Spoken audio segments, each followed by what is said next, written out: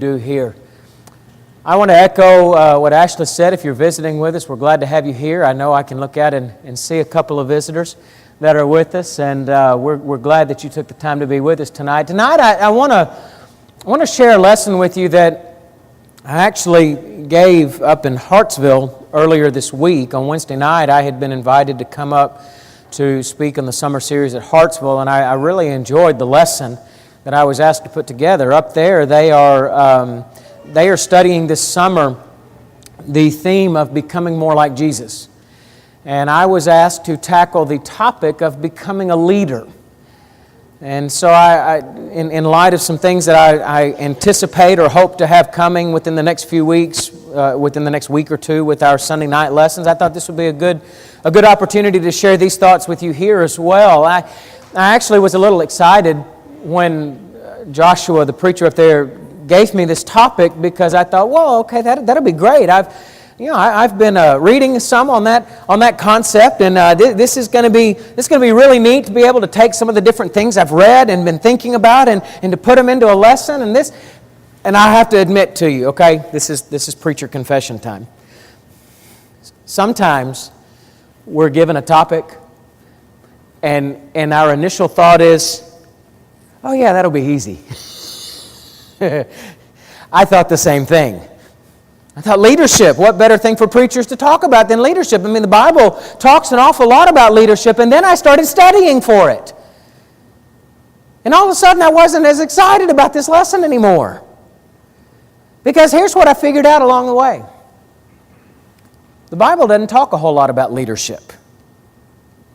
Not, at least it doesn't talk about it in the way that we might consider, or that we know the Bible speaks about grace and love and mercy and the church. The Bible doesn't have those big, deep passages or books even in which we get a massive amount of instruction of what leadership is exactly supposed to look like. Now, sure, we get examples of leaders. We get lots of examples of leaders. And we get to examine their lives and the things that they did. But it really is interesting to me that of all topics, leadership is one of those that God chose to not spend a lot of specific time on.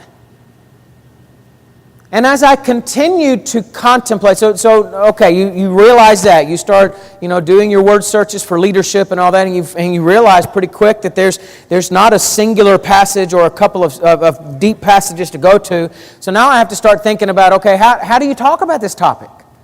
What do you say? And the more I thought about it, the more I ran it around in circles in my mind. There was one illustration about leadership that did keep coming to my mind.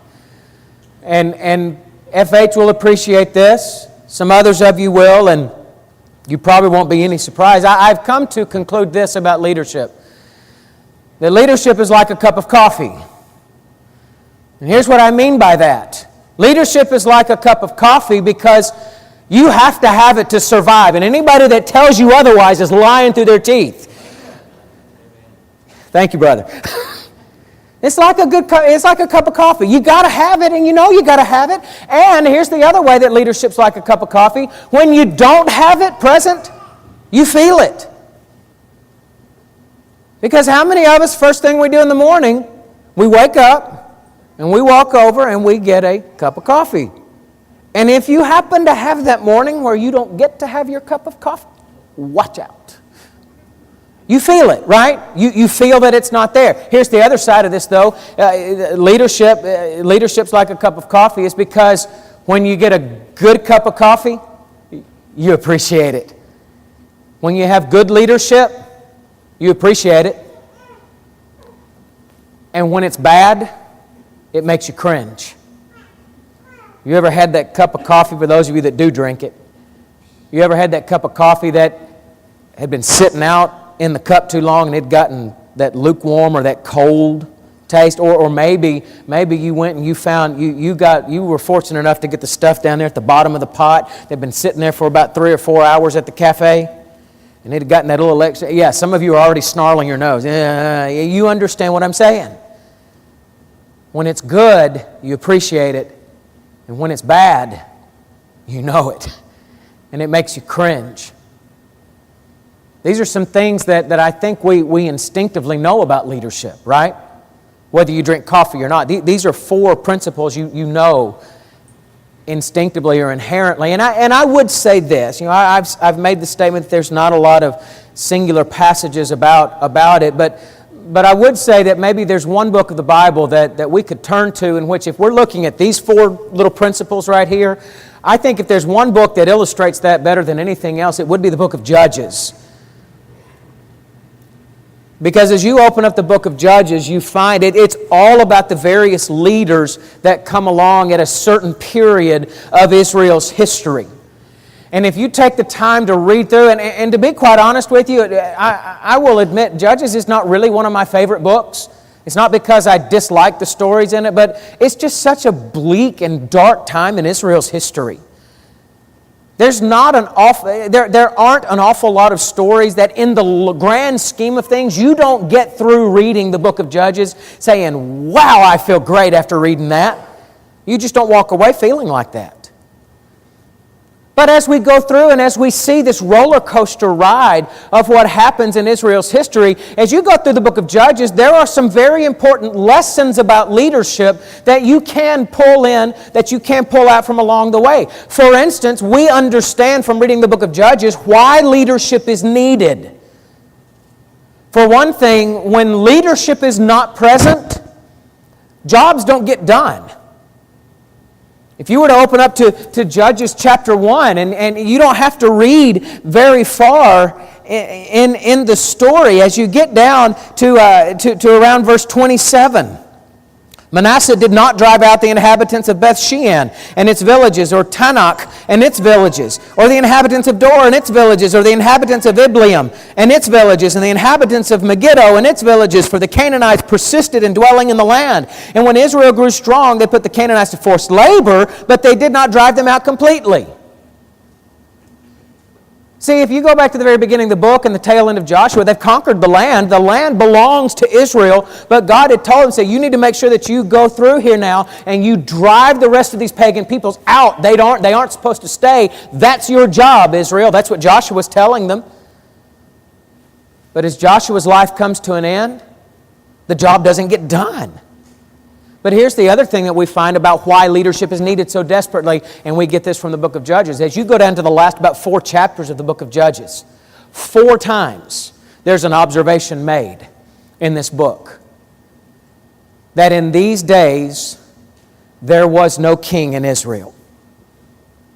And in 2 of those accounts, it has tacked on there with it, for in these days there was no king in Israel, and every man did what was right in his own eyes.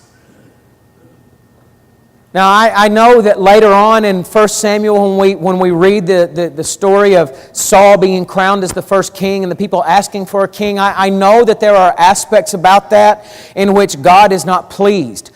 This is my feeling, my opinion of it. I don't think God was as much displeased about the sheer fact of them having a king as He was about their attitude in the asking for the king. I think God was overall okay with them having a king. It was the attitude along with it. And here's one of the other things. I think if you point to Judges, I think that gives us insight as well, because why does the author of Judges say 4 different times that everything you're reading about in this book occurred when there was no king? There's got to be more to it than just trying to give you the historical context.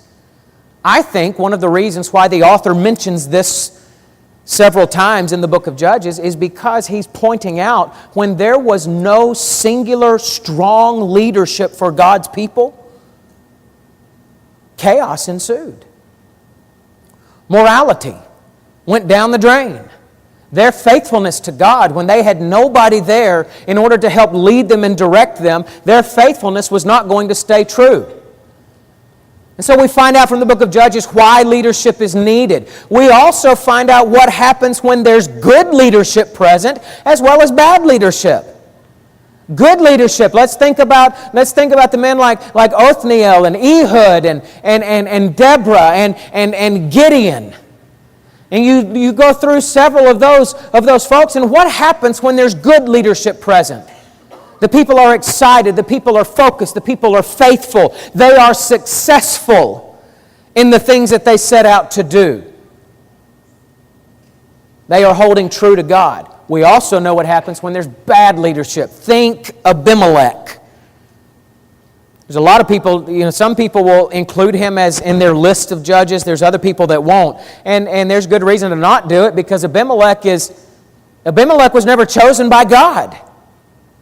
He was the son of Gideon who muscled his way in to a somewhat of a kingship over a portion of Israel.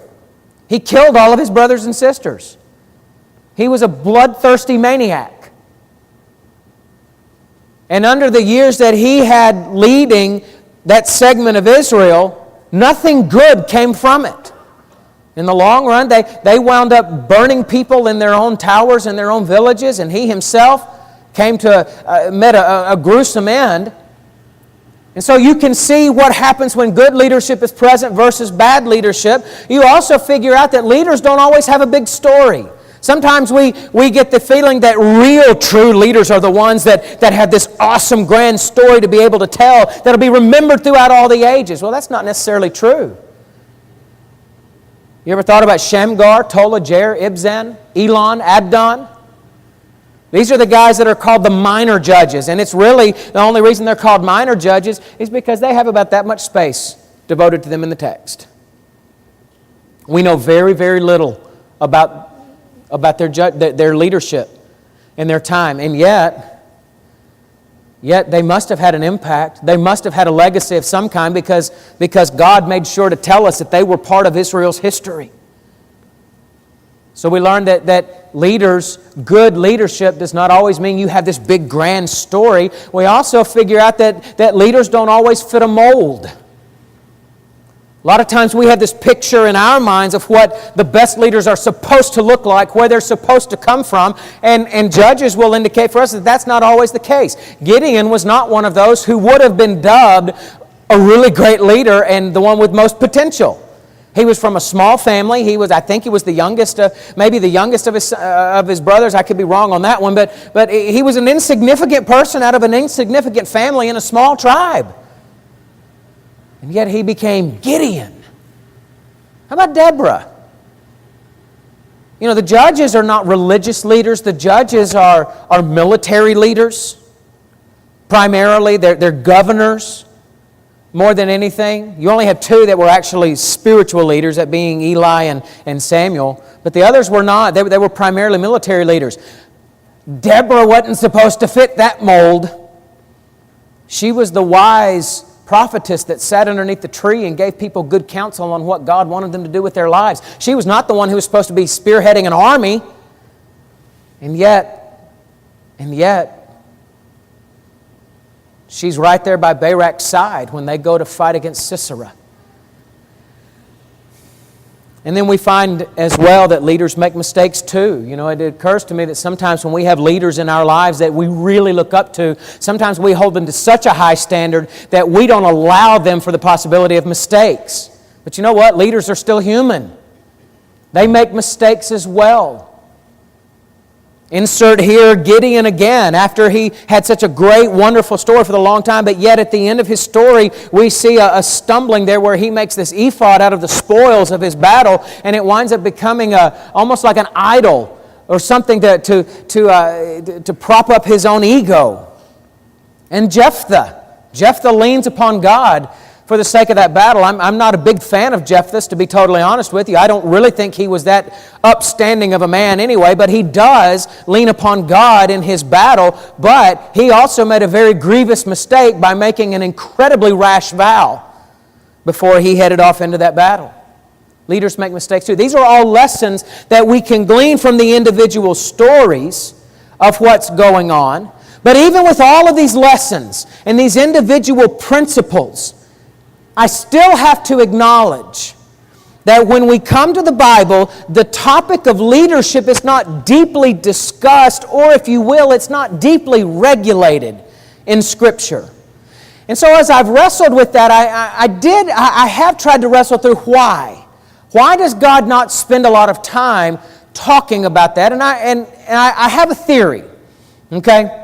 I have a theory I want to present to you here for a couple of minutes, and I'm not completely chasing a rabbit, but I think it is a worthwhile observation before we get into some lessons I want to tackle here in just a little bit. And here's my theory. I think the reason why God didn't devote the same kind of attention to leadership that He does to grace and the church and mercy and all those things, I think it is because the concept of leadership changes throughout history. That what people view as good leadership or as our picture of strong leaders does not stay the same throughout the course of history. And so God left open our understanding and interpretation of good leadership to where, follow me here for a minute. If you go back to ancient history and you think about what made strong leaders in ancient history, the strongest leaders had a handful of things on their side. You were considered a good leader if you came from the right family. If your bloodline was of one of the nobles. If you came from good stock and you had the right surname that followed your first name, then you could be a good, strong leader. You also found strong leadership was determined based upon who could command the biggest army. And you could probably make a case that good leadership was seen as who could scare the most people into submission. That made for a strong leader. And in the course of that ancient history, what you found is that leaders developed this idea or this mentality that said, when I speak, I expect you to comply and submit and obey instantaneously. You don't get to question why. When I say jump, you say, how high? Now, maybe those of you that are military, you may say, well, that still exists in the military. Well, maybe it does. But does that exist in the overall culture today? Is that what we normally deem as a strong leader? No, that's what we normally deem as a dictator and a tyrant. But that was strong, acceptable leadership in ancient history. As time moved on, you came to those Middle Ages. And as the Middle Ages came about, kings and monarchs began to hand over some of their power to the common man in the form of parliamentary governments. And all of a sudden you had ruling bodies that were made up of the common man. And they were beginning to make certain decisions about governing and whatever else. And it led people to start asking the question, well, where does this governing authority come from? I'm not talking about biblical authority. I'm just talking about governing authority in general. Where does that come from? Because for millennia, we've always thought it was the divine right of kings. God gave them this authority, but now we're able to make decisions. And in 1762, there was a man by the name of Jean-Jacques Rousseau who wrote a paper that actually gave this definition or an answer to this question that has become the foundation for most democratic governments today. Where does authority to govern come from? He said authority to govern comes from people exchanging personal freedom for some level of security. I have this personal freedom, but I'm going to give you the right to make XYZ decision in my life because I think if I give you that authority, then I'll be safer. And as a result, here's what began to happen. Instead of the people being held accountable to the leaders began to be held accountable to the people. And when that happens, all of a sudden the people start demanding more. They want more say in it. They want more influence. They want more privileges that come along with it. And as we come into our modern history, our modern era rather, what we find that as people chose their leaders, they want more respect and more power. And so today, when we think of or envision effective leaders, our expression of strong leadership is quite a bit different from that of the ancient times. There was one article I found in which they did make this observation. They said, so how does a modern leader work with empowered followers? They could try to use the qualities and skills of the past, and many do, but this leads to a disillusioned, lethargic workforce. Instead, successful modern leaders understand that they are no longer the source of authority, issuing orders from on high. Rather, they are instead project managers, overseeing progress toward a goal and encouraging a team, however big or small, to move toward that goal. And this requires quite a different approach for modern leaders. Because what's happened over the course of history, our picture of what makes strong leaders is not the same. And I think that it is this change in view, this change in expression of leadership, is why God chose not to put so much specific detail about leadership in the Bible. He has given us the room to make wise, mature decisions about our leaders, to go along with what few standards He has put in. And so tonight, what I would like to do, though, is because I do think that as we look at the Bible, we can find some principles that, regardless of the expression of how leadership was, regardless of whether it was the guy that led the strongest military or had the right name, or you're talking about the project manager today, I think there are some principles that we can still find from Scripture that help us see that if we're going to become leaders, if we're going to become good leaders within God's family, within the faith community, within the community at large, what do we need to be doing?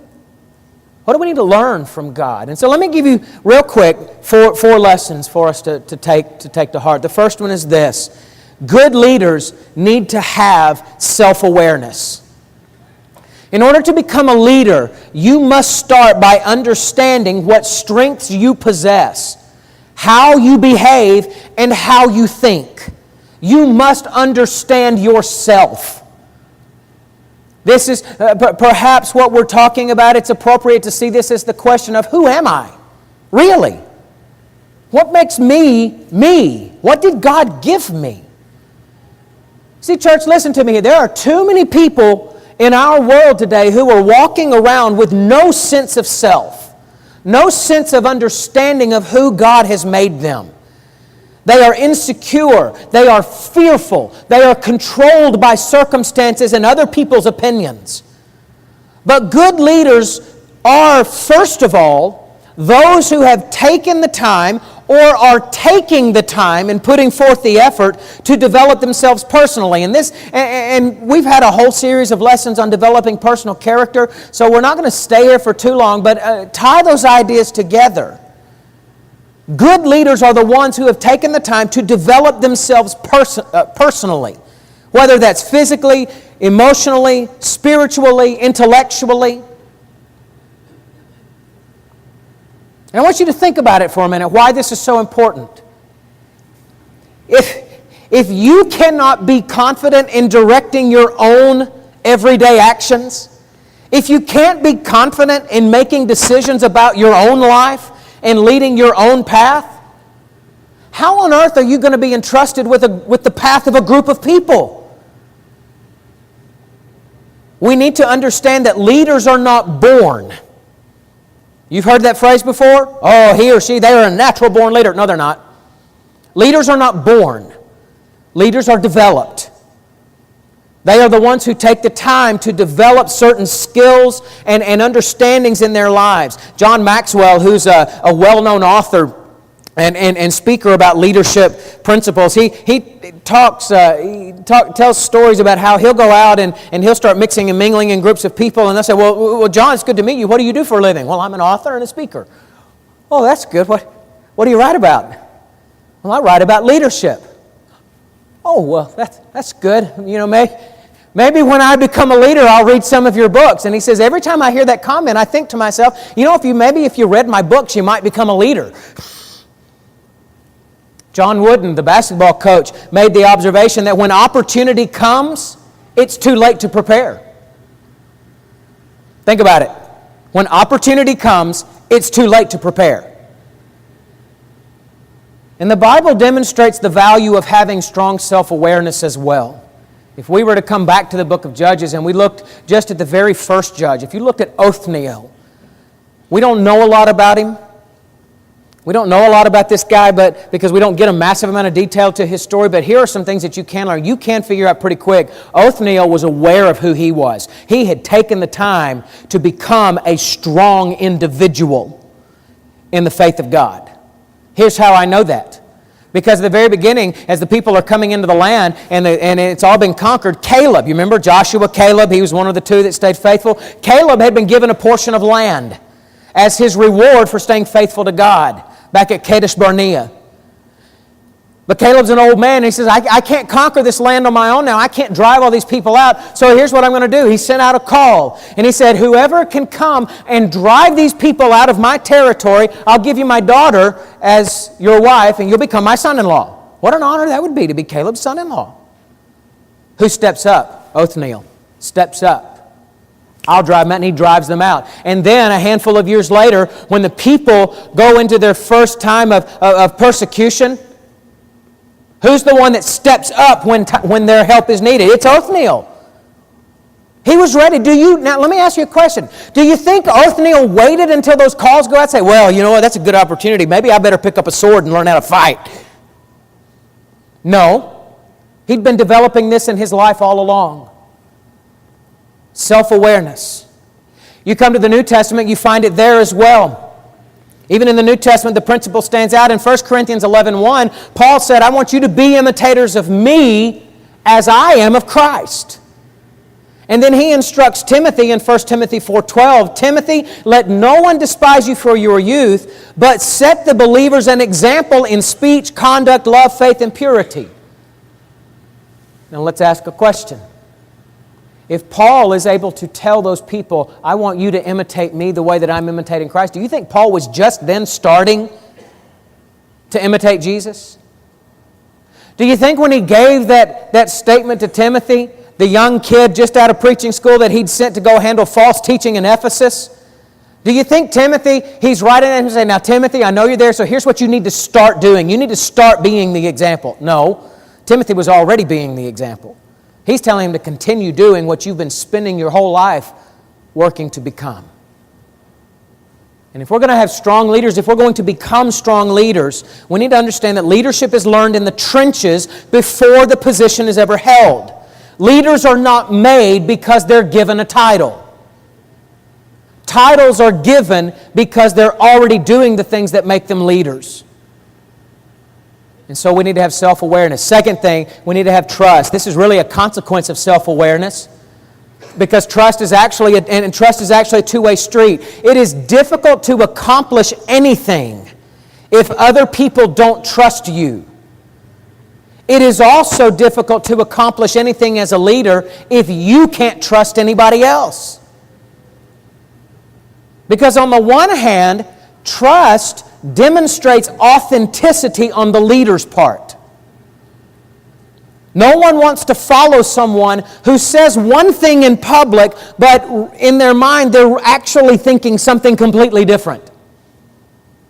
We don't want to follow those kind of folks, do we? We don't want those men and women being leaders of any kind. The ones who say one thing but then think and do opposite.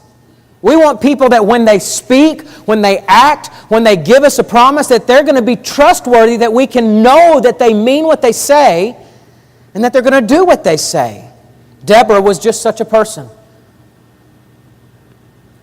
It always is, it's kind of strange. I mean, I guess really that you think Barak, who's supposed to be the general of this army, comes up and he says to her, I know you're telling me God wants me to go lead the army against the enemy, but I'm only going to go if you go with me, Deborah. That was unheard of. Why does he do that, though? He does that because Deborah was the kind of person who had built trust in those people. They trusted her insight. They trusted her word. She had a track record of being dependable, godly, and wise. But good leaders need also good leaders need to be able to trust the people that they are leading. Leaders need to be able to hand over the work to their followers and believe that the followers are going to actually get the job done. It's really frustrating to work for somebody who gives you a task and then micromanages every step that you take. It's hard to work for the person that says, I need you to go do this. Oh, wait a minute. No, I don't want you to do it that way. I want you to do it this way. Oh, no, I don't want you to do it this way. I want you to do it this way. No, you need to do it that way. No, okay, that was a good idea, but this is really how you need to do it. It's difficult to work for that kind of person. It's deflating. It's frustrating. Because it makes the follower think, well, you gave me this job, but you don't believe I can actually do it. And then the last thing I'll add here as far as trust, what's the best way in order to build trust between leaders and their followers? Jesus showed us in John chapter 13, verses 13 through 17, when He took the towel and He went around the room and He washed all of His disciples' feet. And what did He say? You call me Lord and Master, which I am. If I then, your Lord and your Master Teacher, if I got down and did the dirty work and washed your nasty, stinky feet, that's my addition. If I washed your nasty feet, you better be getting down here and washing other people's feet. There's no better way to build trust than to work side by side.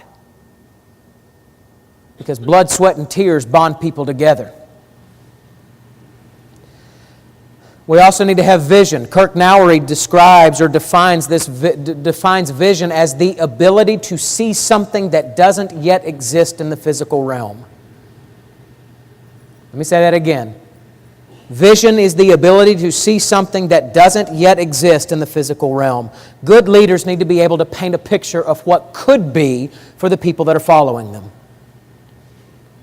But it is also critical that this vision be one that's not just kind of wild and out there and no just kind of an off-the-wall kind of thing, although that'll be part of it. But real vision ultimately needs to have clarity and focus as well. To put it another way, good vision must eventually have specific goals and purposes.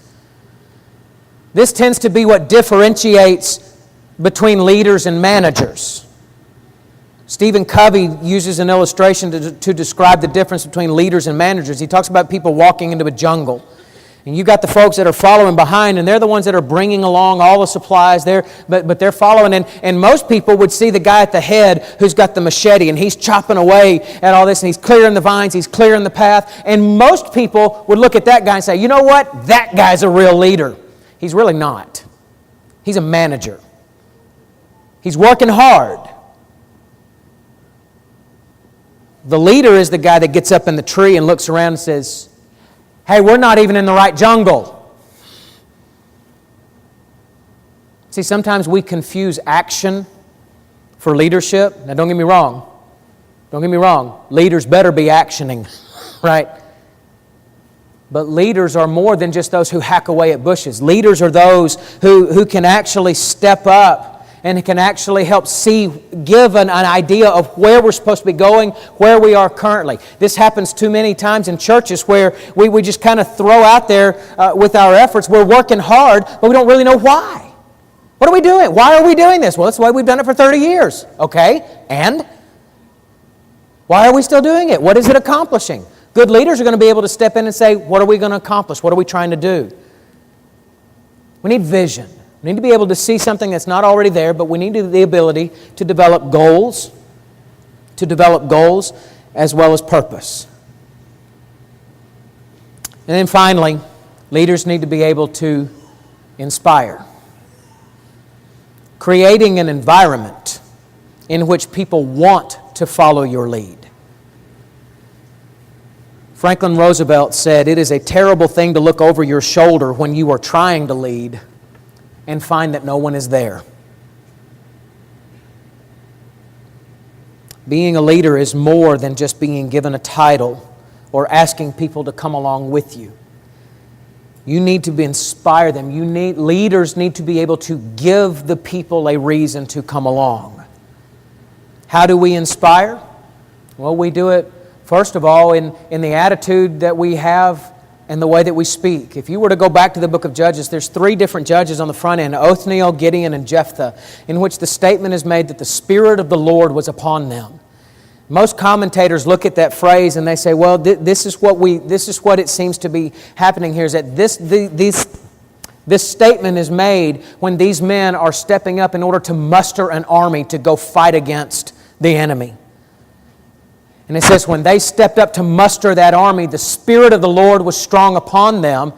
And it was one of those where it's the idea that they were so persuasive, they were so strong in the way that they presented and the vision that they painted, that the people understood God was with them. And it was that attitude, it was that persuasiveness, that inspiration that they had. So you build inspiration in the way that you talk and the attitude that you have. We do it by empowering and teaching. We read earlier Ephesians chapter 4, verses 11 through 14. And you heard about all those leadership positions, right? He gave them apostles and teachers and prophets and evangelists and pastor teachers. God gave us all of these positions in the church to do all the work so that most everybody else could sit back and watch it be done. No, that's not what he says. Why are those leaders given? Those leaders have been given to the church for the purpose of building up unity and equipping the saints to go out and go do work. God gave us our leaders to inspire us, to empower us, to teach us, and to equip us to go out and do the things that He has called His church to go do. And then you inspire people with the model of your own life. In Hebrews chapter 13, verse 7, he says, remember your leaders, those who spoke to you the Word of God. Consider the outcome of their way of life and imitate their faith. This is that idea that people will watch how your life goes. And if you are faithful, if you're strong, if you have success going on in your life, people are going to want to know what you've done. They're going to want to be a part of whatever it is you're doing. You can inspire with the way you live your life. You can give people a reason to follow you because leaders inspire. Time doesn't permit me to cover all that I would want to talk about. The idea of leaders duplicating other leaders, and they're not perfect, they just don't quit, and leaders don't run away from difficulties, that good leaders know when it's time to step aside and let somebody else step up and take the limelight. These are all lessons we could talk about, but here's what we know, is that leadership is a necessary part of our existence. Without it, there's an unraveling of propriety. There is a loss of purpose and destination, and jobs don't get done. With bad leadership, there is discouragement, irritation, and perhaps even aimless wandering around in circles. But with good leadership, there is thriving, accomplishment, purpose, excitement, and a future. And I want to leave you with a segment of the article that I referenced earlier as we finish it up. They made the observation, today, leaders who are wanting to get the most from their empowered workforce, those leaders are enthusiastic and energetic, persuasive, motivational, collaborative. They seek input from their followers, willing to change course. They are communicative, willing to delegate while maintaining responsibility, eager to participate in tasks, even difficult ones, and they are common. Anyone can now learn how to become a leader. And this means you. This means you. The question is, do you care enough to do what needs to be done? I know this is not a lesson that lends itself to much of an invitation, but we're going to offer it here. If there's anything we can do tonight to help you, if you have sin in your life that needs to be confessed in a public manner, if you have struggles and heartbreak that we need prayers for, we want to wrap our arms around you as the family of God. If you need to become a Christian tonight, if you need to put on Jesus in baptism and begin your walk as a child of the Lord, we want to help you there. Here's water. What's going to prevent you from being baptized? What are you going to do? Will you do what needs to be done to get your life right with God right now while we stand and sing?